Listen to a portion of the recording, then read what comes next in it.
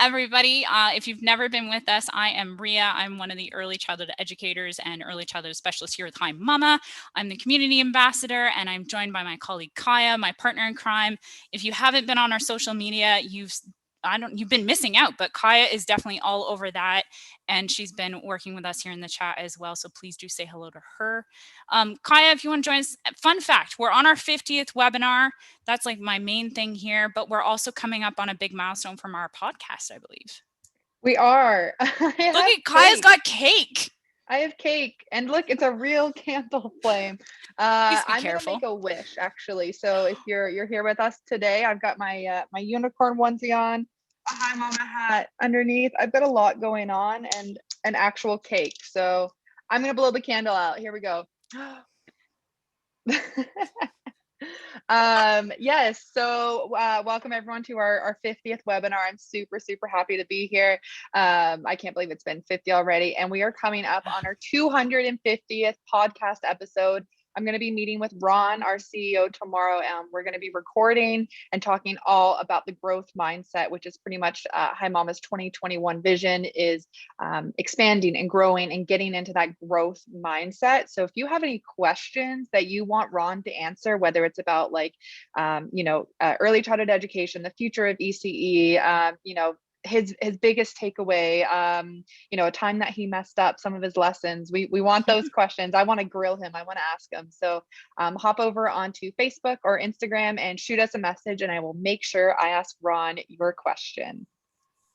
Fantastic. Thanks, Kaya. And I love it. I cannot wait for this podcast. It's going to be absolutely amazing. Kaya and I get the pleasure of chatting with Ron a little bit more often when we were in the office, but we get the pleasure of chatting with him. And it's fantastic to have him as HiMama's CEO and co-founder. So enough about us. Let's get into the fun stuff for today.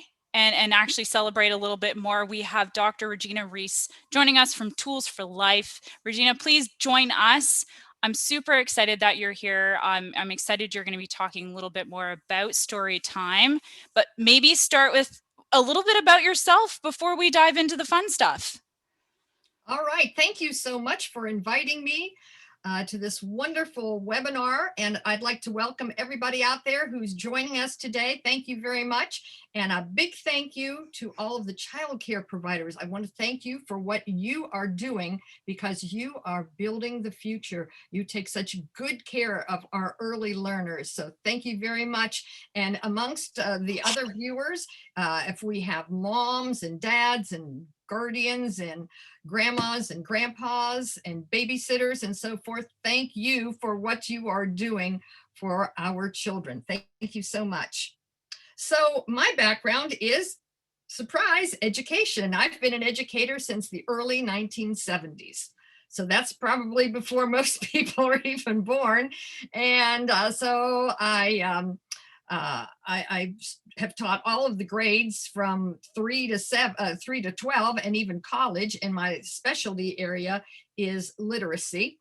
And I joined Tools for Life several years ago. Tools for Life is a social and emotional learning program, and we promise better futures all through social and emotional learning, which of course is literacy based. So I guess if that's enough introduction, we could just start right in. Is that okay with you? Dive in, please do. Okay. The stage is yours. You've said it. All right. A million. So it is critical for young children to develop a language. And how do we develop that language? It's through listening to the world around us. And so it's so important for parents, guardians, and childcare providers to provide those opportunities for our little ones to interact with language. So now, aside from engaging our children in conversation, reading aloud and telling stories are best to give children a rich language experience. As a matter of fact, research has shown that reading aloud has found to be the single most important activity for building knowledge expected for success for reading and other things in education. So reading aloud is key. And what we're saying now is at least 15 minutes a day, beginning when? at birth. Even before you think those babies understand what's going on, they can hear those sounds. They can relate to the language. So if you haven't done so already, and of course, Kaya mentioned it, the Tools for Life website has our handout, and then later on, I understand you will be receiving that with your certificate and everything else. So make sure you get a copy of the handout. It's 18 pages with some of the ideas and directions for the things that we're going to be doing today. So let's get started here. And I hope you all have your funny hats on. And I have quite a few hats. I love hats. Now, I know this seems like a funny hat, but at one time, this was a very serious and important hat to some woman somewhere. I don't know where, but all I know is I inherited this thing and I just love it because it just bespeaks spring. So anyway, today we're going to talk a little bit about understanding the connection between read alouds, storytelling, and language development. We're going to be looking at some techniques for reading aloud and storytelling, and we're going to learn how to encourage children's participation in literacy experiences. We know we want them to sit and listen, but we want them to learn how to use that language and how to respond to the literature. And also, we're going to be making some connections between social and emotional learning and literacy. And when you think about it, reading is all about social and emotional skills. It is a social and emotional act because when you read to a child, whether it is in your daycare situation, whether it's you and your children on your lap or next to you on the chair, it is a social experience because you are engaging each other. You are modeling the act of reading. You're helping that child acquire some language skills because there's that special interaction between you and the children as you ask them questions and discuss what you read. So we know how important it is to involve the kids in these things. So there is no excuse to eliminate that special time when you share a story with a child. I know it is so hard these days, especially with parents coming and going and so forth. And I know in your childcare centers, I'm sure you do lots and lots of reading. I'm sure you do more than 15 minutes. And when we're saying 15 minutes, it doesn't have to be 15 straight minutes. It could be here or there because sometimes, especially the babies and the infants, really can't listen that long. So you judge that and you go for it.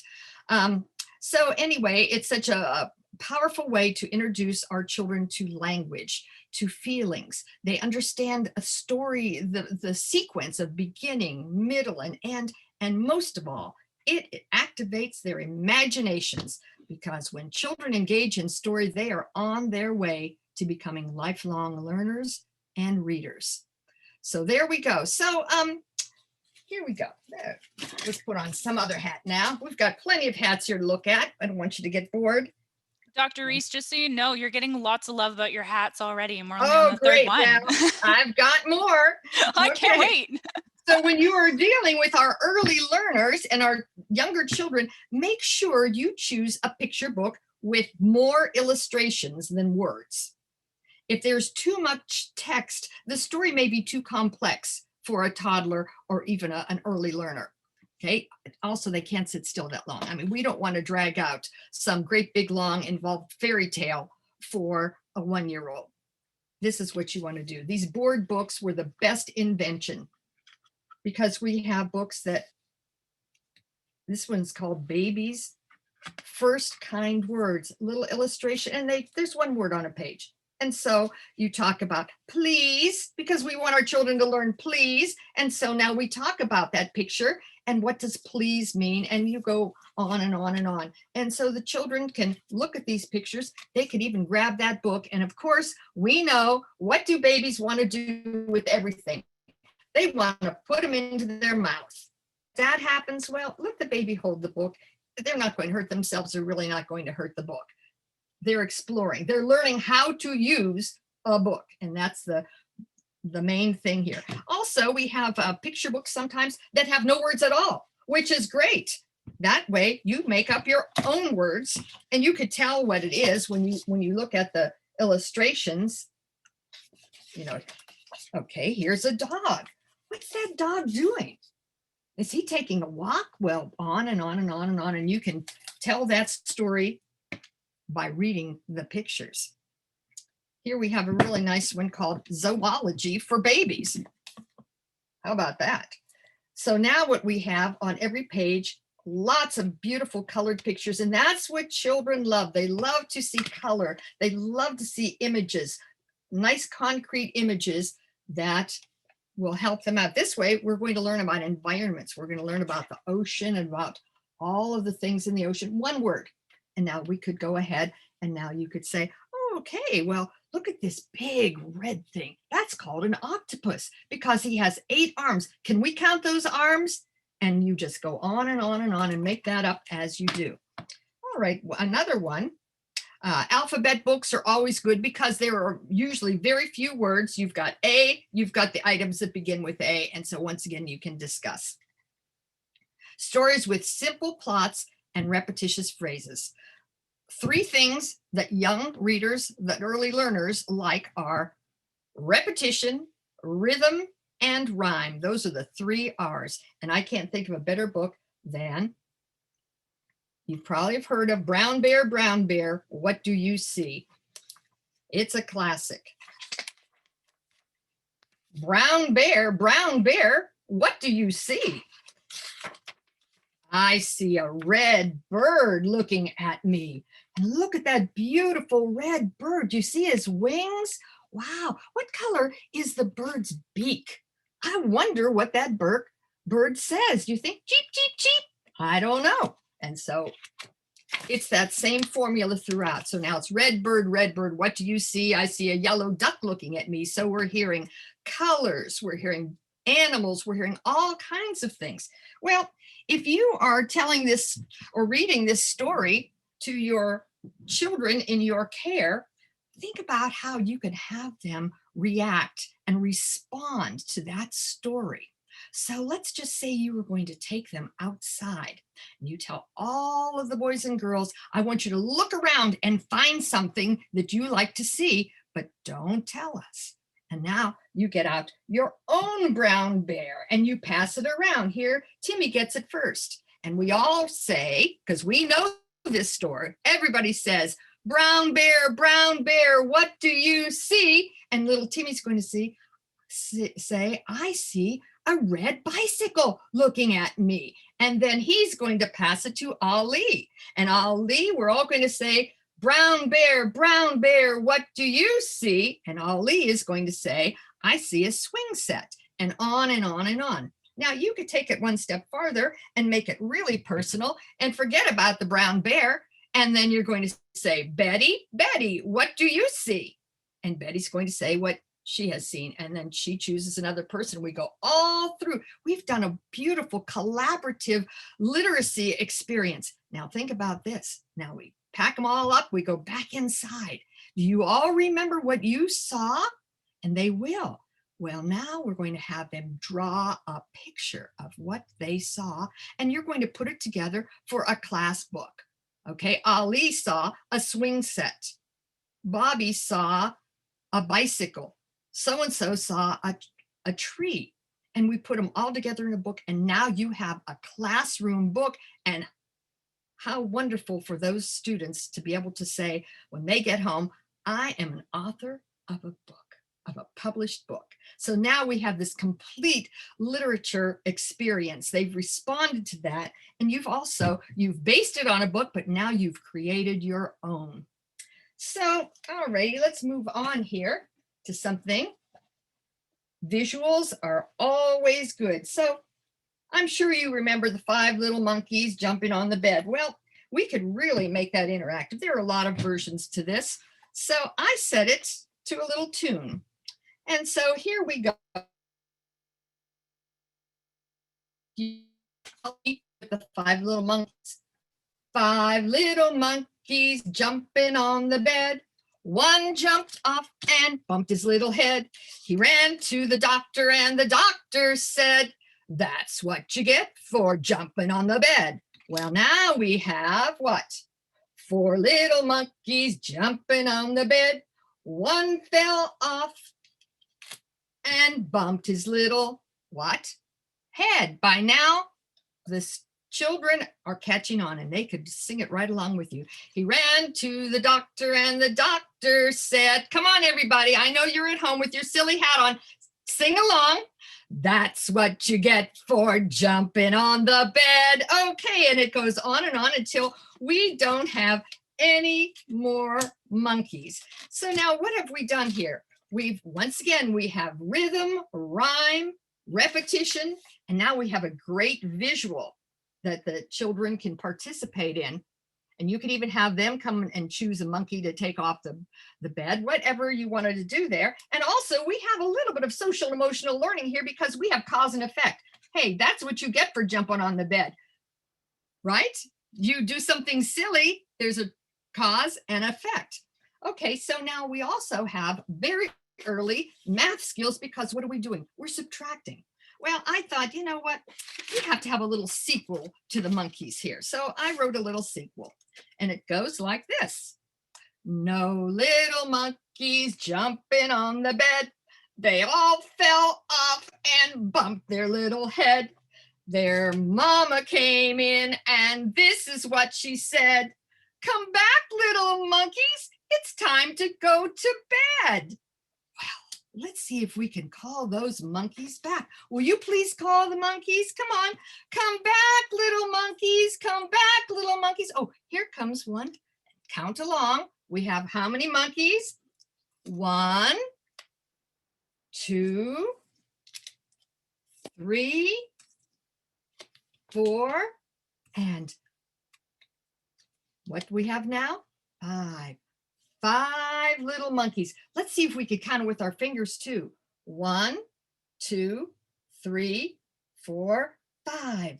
5 little monkeys. And so that's what you can do with a nice extension on 5 little monkeys. If you are not a singer, don't worry about it. You can just chant it. And even if you don't think you're a good singer, it doesn't matter. The children will all sing along with you because that just adds to the fun. And once again, when you're finished, you could leave.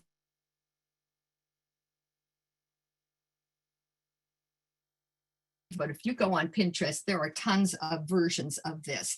I don't have the patterns done for this, but maybe by the next time I will.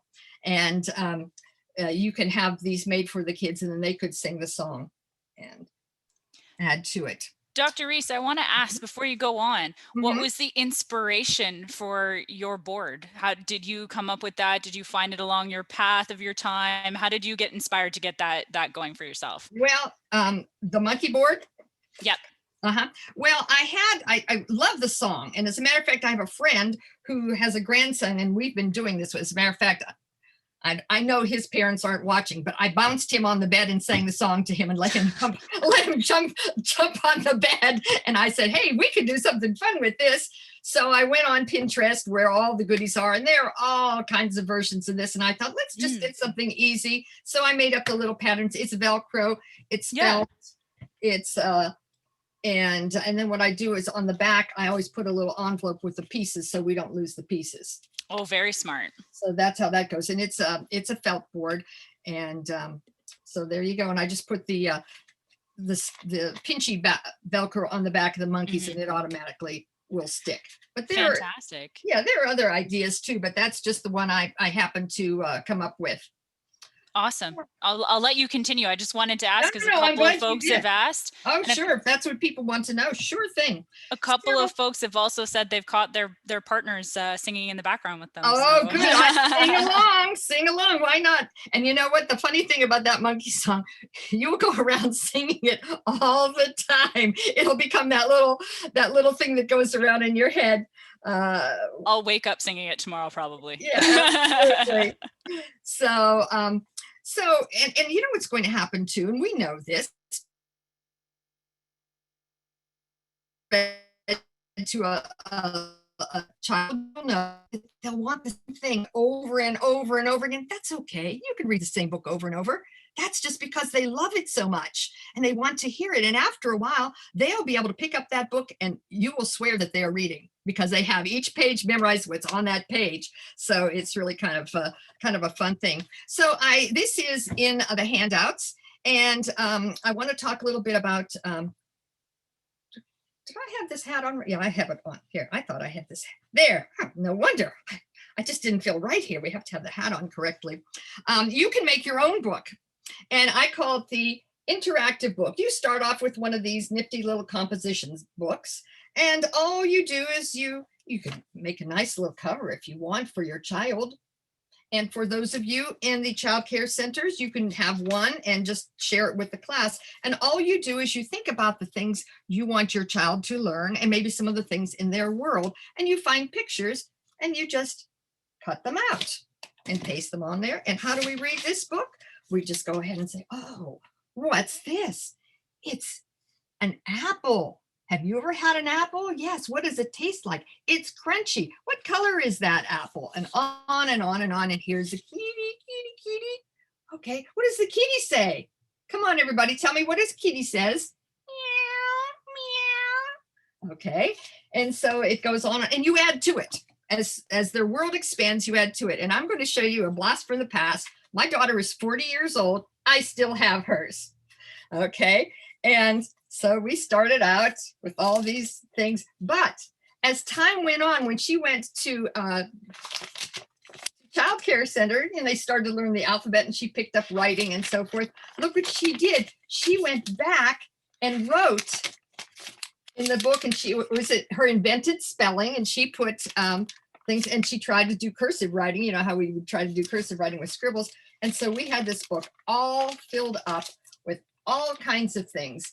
And she and her dad liked to watch sports. So we had pictures of the sports teams and all kinds of things that we thought she would enjoy. And so we had this whole book, and this is how she increased her vocabulary. Because, you know, in order to make a word our own, we have to be exposed to a word at least 6 times and be able to use that word and have it in our lives. And so the more you can get the children to be exposed to new words and new concepts and so forth, the more they will, the bigger their vocabulary will be.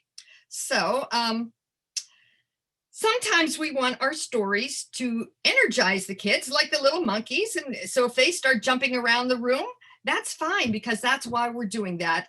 But sometimes we want those stories to just calm them down. And that is the beauty of the bedtime story, right? So for the moms and dads and guardians out there, yeah, that part of that evening ritual should be that you're going to read to those children and give them that private time with the two of you, because you know what? They feel safe and they feel loved when you are sharing that book with them. And this is the time you can tell them a nice story, read them a nice story, and they'll remember that. It's a wonderful way to fall asleep. Think about how sometimes adults, we have those listening books and we play them before we go to sleep so we can relax. So after a busy day, kids need to relax too. And this is a nice way to do it.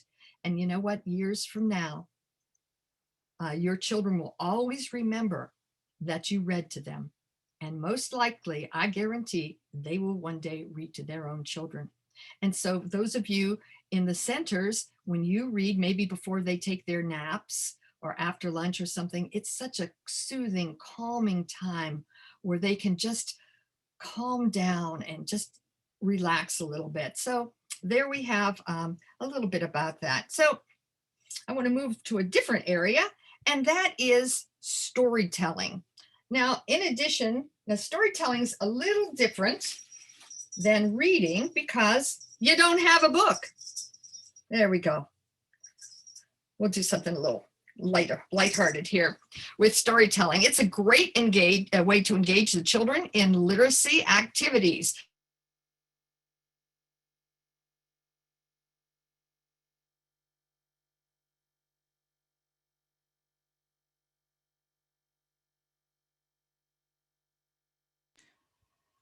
Dr. Rees, I think we lost you for a moment. We might have had a bad connection, folks. Just hang tight. Here we go. You're back. We lost you for a moment. Well, just a little pause there. It's okay. Dramatic. Keep going. Dramatic pause, everybody. So many of you have heard of the old folk tale, Stone Soup. Well, there are many versions of Stone Soup. I happen to like the one by Marsha Brown, but the essence of Stone Soup is there are travelers who are weary and they're hungry and tired, and they thought that they would stop at a village so the people could give them something to eat. Well, in this particular incident, there are 3 soldiers. And as they approach the village, the people in the village look out and say, oh my goodness, there are some soldiers. We just hate when these soldiers come to town because they're always hungry and we just don't feel like sharing. So they hide all the food. So in essence, what happens is the soldiers come in and do you have some food? No, we don't. And they said, well, guess we'll just have to make stone soup. And what is stone soup? The people asked. They said, well, we'll show you. They bring them a great big cauldron of water, and they put stones in it. And one by one, they say, oh, this soup would be so much better if we had a potato. And the people were bringing a potato. Oh, it would be even better if we had a carrot. And one by one, the people bring their ingredients. They bring in veggies.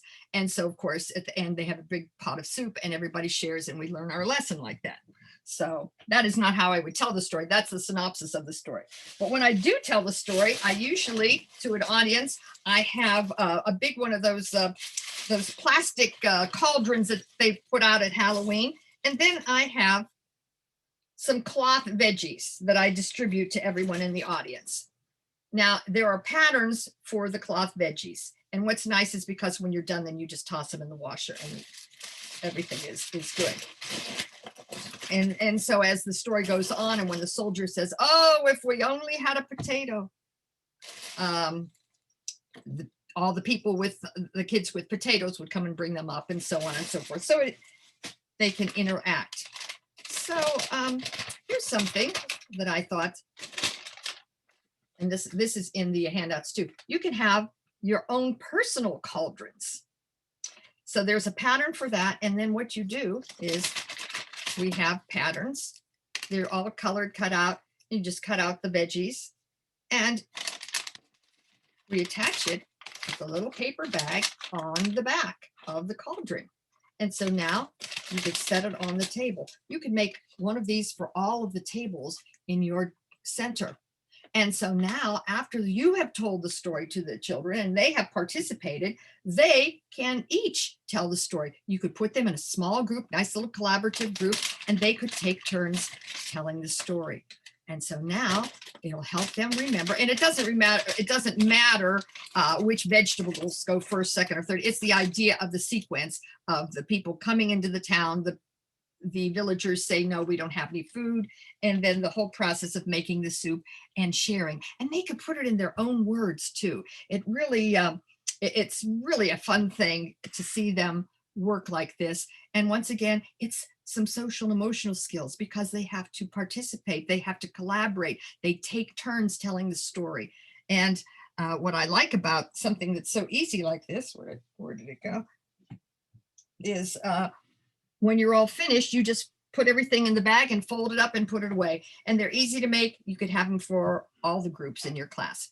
So that is the story of Stone Soup. I'm sorry, there's just something going on here. Wait, excuse me. There's something going on. You're not going to believe this. I can't believe this is happening.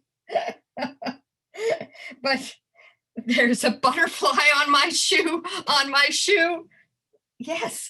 There's a butterfly on my shoe, There's a butterfly on my shoe, and I don't know what to do. There's a butterfly on my shoe, Oh my goodness, it's fluttering. And now look, there's a butterfly on my knee. There's a butterfly on my knee. There's a butterfly on my knee, and it's quite a sight to see. There's a butterfly on my knee. Oh, flutter.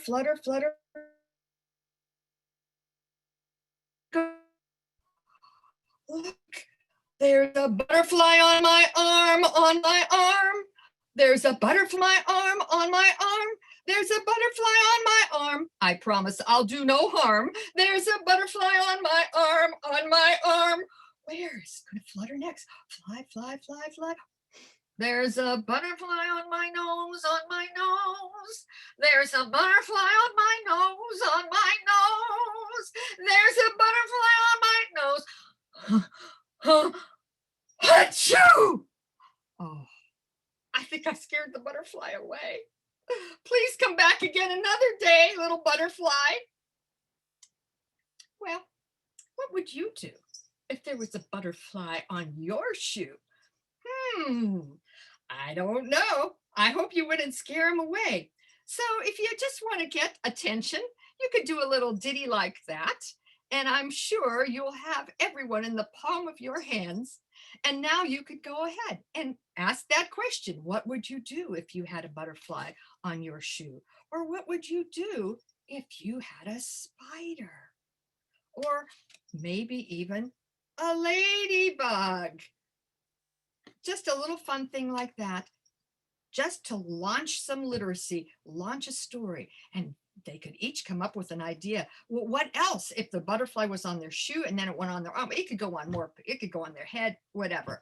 And I started out with, the way I learned this was there's a spider. But I thought, for the little ones, it might be a little scary because at the end, there's a spider on, it starts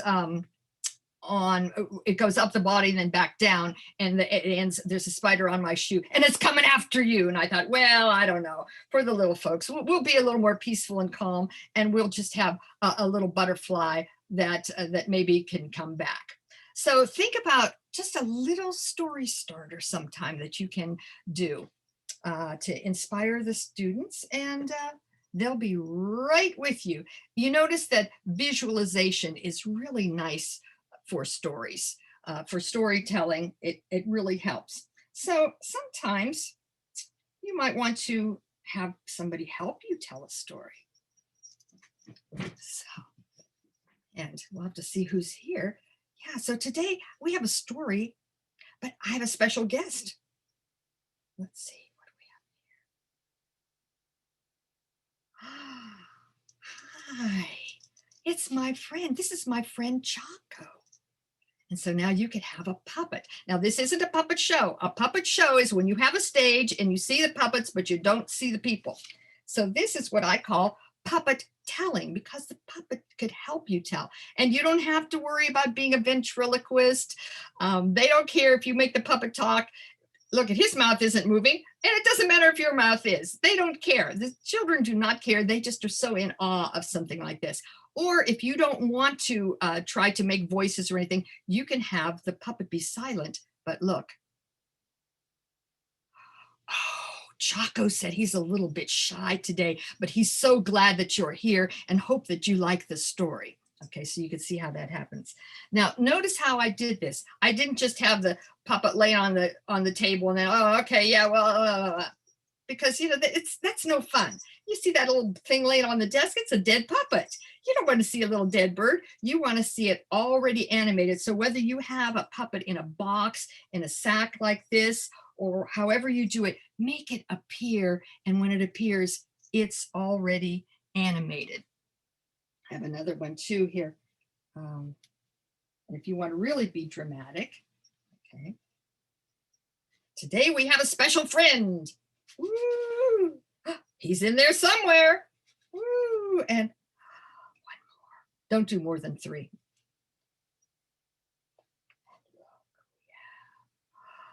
Oh, it's a beautiful. What is this, everybody? What is that? Is this a robin? No, it's an owl. This is a snowy owl.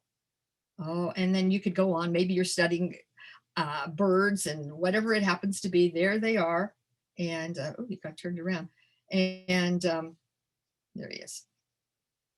And so now you have this puppet that's going to help you tell, or whatever it is. And once again, and when it's time to put the puppet away, you can put him back in the bag, and then just say, well, you know what? Or has to take a little nap right now. He's gonna go take a nap, and then you can put him away. And that way they're always animated. Well, I have another little visualization for you, and I have a very special hat for this one.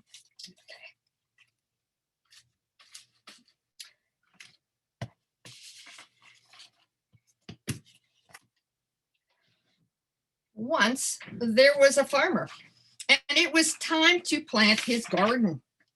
And every year he planted corn and beans and squash.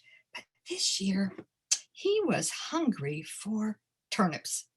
So he planted some turnip seeds. Now I have to tell you something about turnips. When those turnips grow, all you see are the leaves, right? But the actual turnip is in the ground. So you have to pull that turnip out of the ground. Well, the turnips started to grow, but one really started to grow. It grew and it grew and it grew and it grew. It was the biggest turnip he had ever seen. And he said, I think I better pick this turnip before it gets rotten in the ground. So there he is. And he pulled and he pulled and he pulled, and that turnip would not come out of the ground. He said, I think I better get some help. So he called for his wife. Dear, could you please help me with this turnip? It is enormous. So the wife came and she said, gladly, honey. You know how much I love turnips. And he said, you hang on the back of me and I'll hang on to the turnip. And 1, 2, 3. Oh, they pulled and pulled, but the turnip wouldn't come out.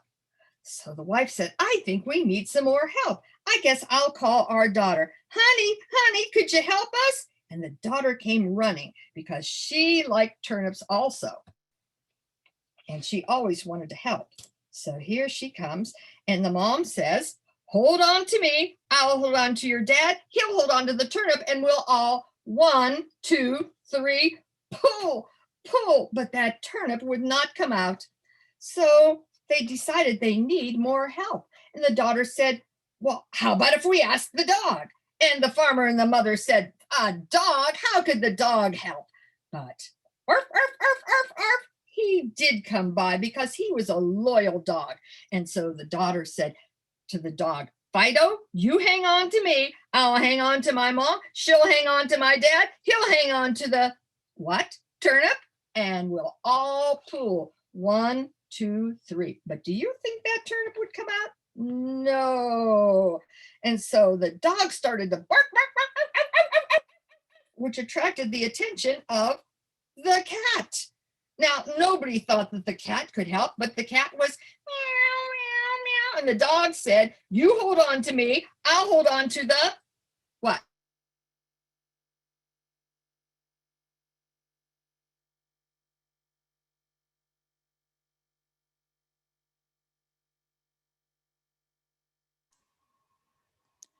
Dr. Reese, I think we might have had a minor pause in the story. I was so enthralled and just waiting for you to keep going, but we might have just lost you for a second here. So folks, just hang tight. She'll be right back as always. I hope everyone's enjoying the webinar.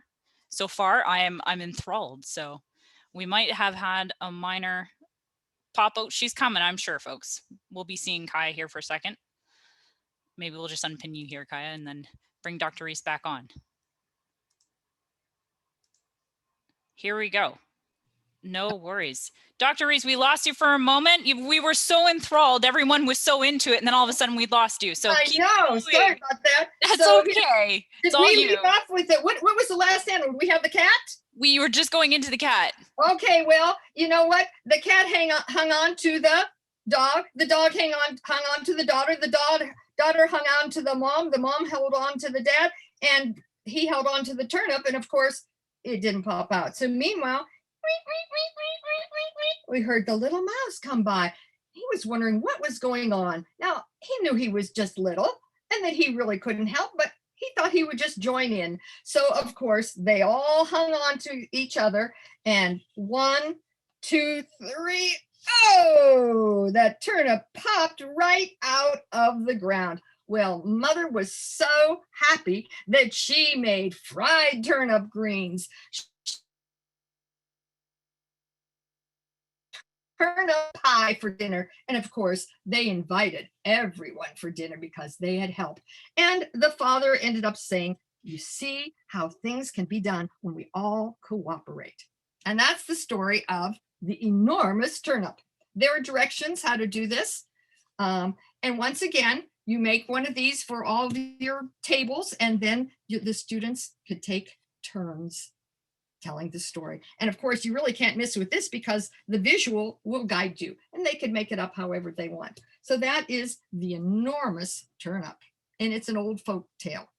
So in this particular, the directions for the enormous turnip, you will notice that the figures don't look like this. They're just line drawings. And the reason why we did that is we want you to make your people to reflect your culture and your children's culture. Same thing if you don't have turnips in your part of the world, well, maybe you have something else that you pull out of the ground. Or maybe it's, I'm thinking in the far north, maybe you have ice fishing and maybe they're trying to pull the fish out, or maybe a pond, or so just, you could make these things up however you want. Folk tales are meant to be adapted to suit your own culture, because that's how they started. Why do you think we have Cinderella stories in every single culture on this planet?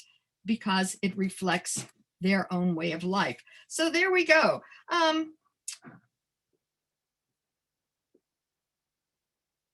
Just a few ways here. How am I doing on time? Am I okay? If you want to go for a couple more minutes, we definitely have a couple of questions coming through. But if you have one more thing you'd like to share, everyone, just so you know, Dr. Rees, this is probably their most favorite webinar thus far. There's so much love in the chat for you right now. And well, I am also loving it. This is fantastic. I'll let you wrap up with this one here. I can't wait. This is just one little thing. I just want to tell a story, and this is a true event. It's sad, but true.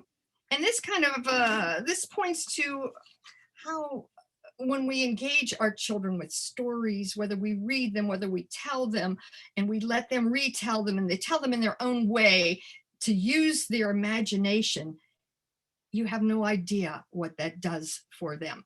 As a matter of fact, my husband has a cousin who has this worldwide multi-million-dollar home decorating business, and it started off with some Christmas decorations. They're little fairies and elves and that type of thing. And do you know where he got the idea for them? From his mother, because when he was little, she would tell him stories about the fairies helping out and the elves helping out. And so when it came time for him to start a business, and what was he going to do? That's what he thought of, because those memories were so vivid to him. He remembered that. But here's the sad story.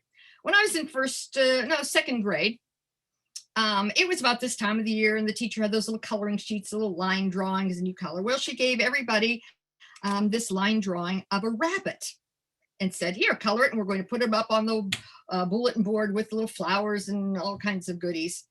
So what are we doing? We're coloring a little tan rabbit, a brown rabbit, a gray rabbit, a black rabbit. Maybe some of the kids got fancy, made them polka dotty, black and white dappled.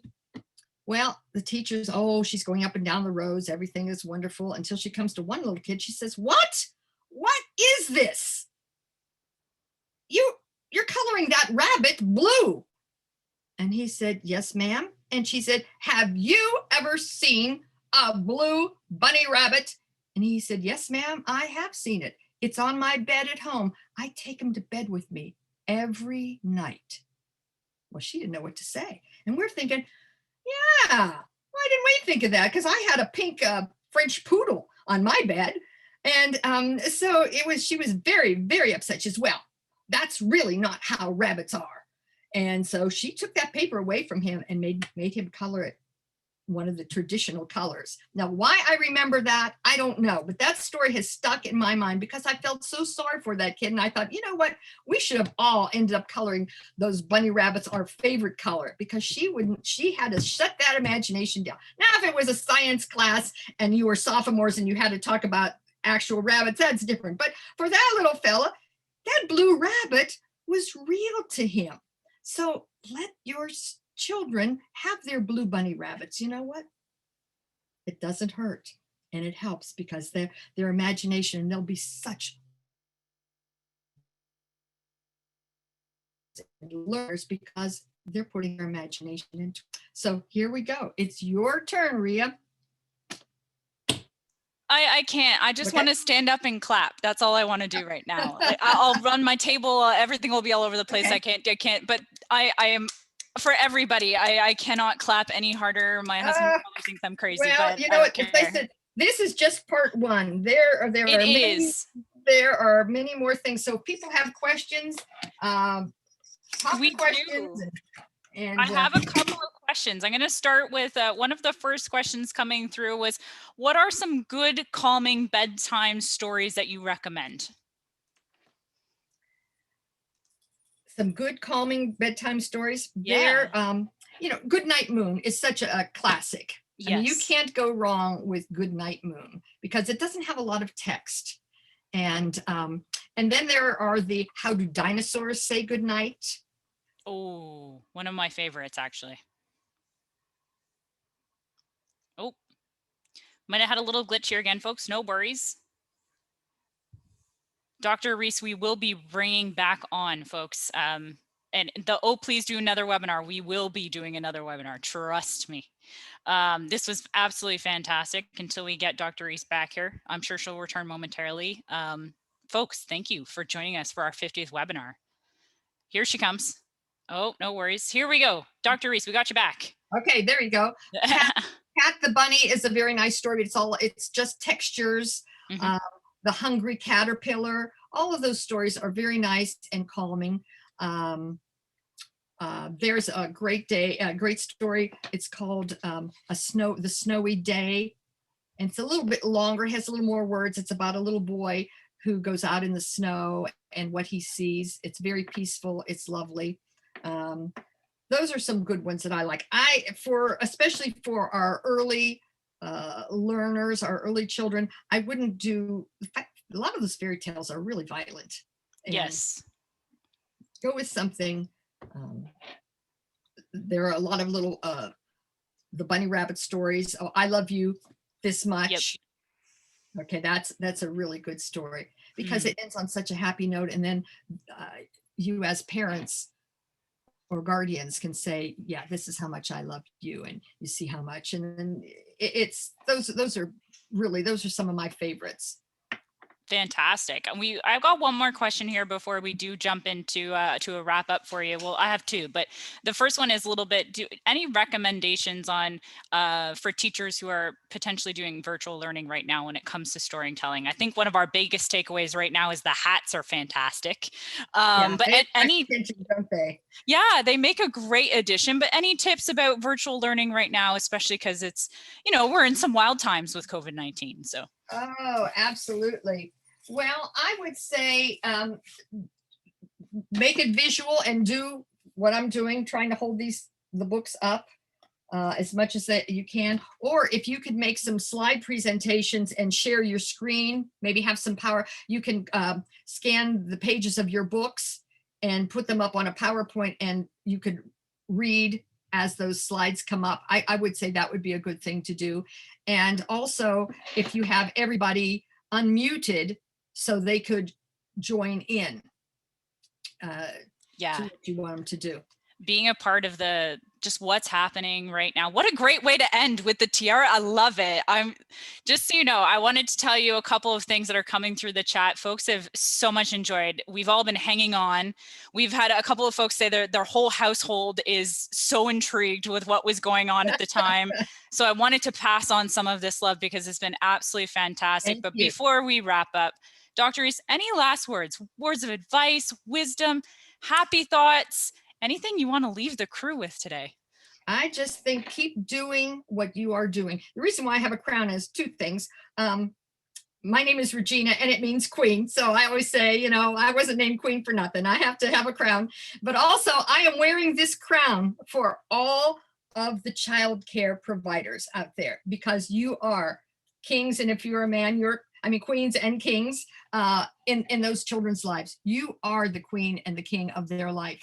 And as parents, grandparents, whoever, you just keep reading and keep talking and just encourage these children because you never know what's going to happen. You never know how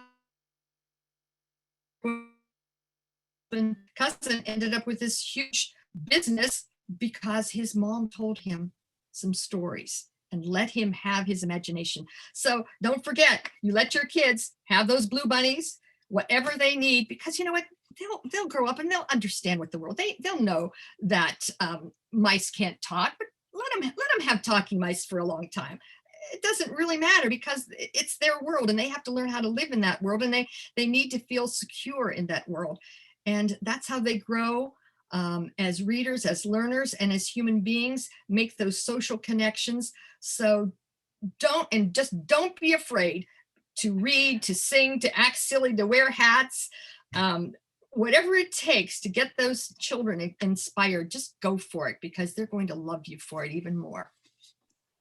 Dr. Rees, thank you so much. Well, I hope to come back again sometime. I've got part 2. Let's do part 2. We'll book you in. I'll be calling you in 20 minutes. I'm just kidding. We'll work it out. Folks, we're going to do part 2.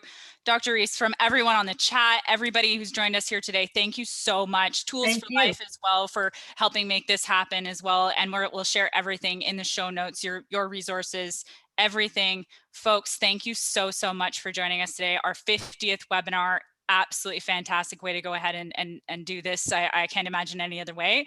Well, we'll have to come up with a big bang for 100. I don't know what we're going to do, but we'll have to figure it out.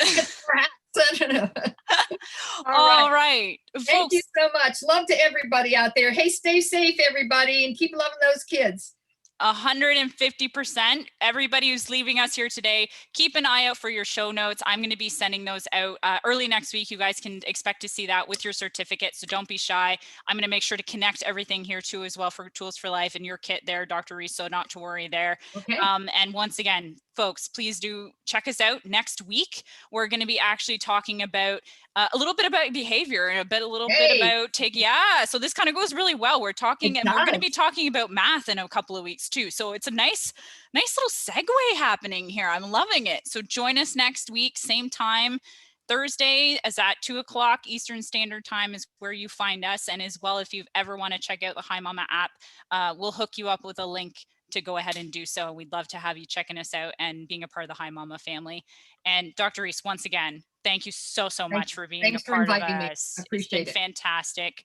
Miss Kaya, I'll always have to bring you on. Make sure I haven't forgotten anything, because goodness knows I probably have at some point during this webinar. But you've changed costumes.